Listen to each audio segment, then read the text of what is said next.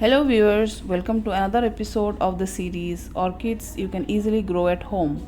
I know there has been a break in the series. The reason is there was a gap in the blooms of few of my species which have started blooming now. So let's start today's episode.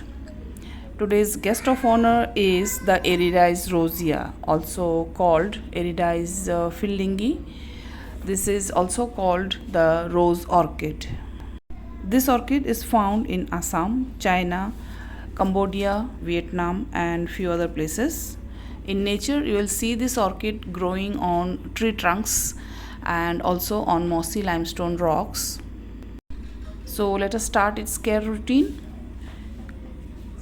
Just like other vandaceous orchids, this rosea is a water-loving orchid, and my way of supplying water to my vandas is the soaking method. Soaking the pot or the bare-rooted vanda in a bucket of water supplies the necessary water that the vandas require.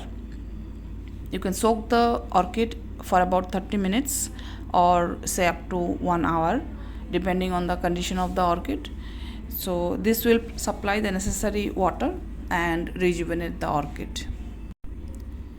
These orchids need bright light but filtered one, just like other vandas. Keep them on the east or the south direction. Direct morning sunlight is beneficial for the vandas.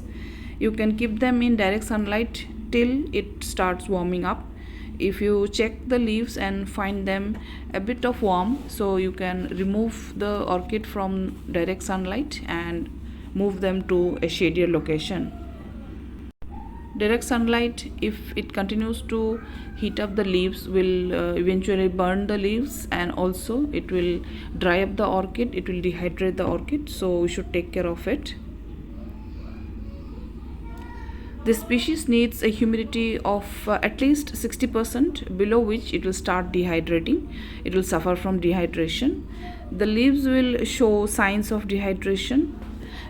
You can check the leaves, and if you see wrinkles forming on the leaves becoming limpy, so you will understand that the orchid is dehydrated. So immediately what you should do is you should move it to a humidity tray or start a humidifier if you have it one. If you have a compact shade house, then it will supply the necessary humidity and rejuvenate the orchid. Place the orchid in such a place where there is enough air circulation. It will ensure that there is no heat that is accumulated near the roots or the leaves or the blooms, which may be detrimental for the orchid. This vandaceous orchid grows during the summer when it grows new leaves, new roots. During this time, the leaves are very shiny, light green in color with a smooth surface.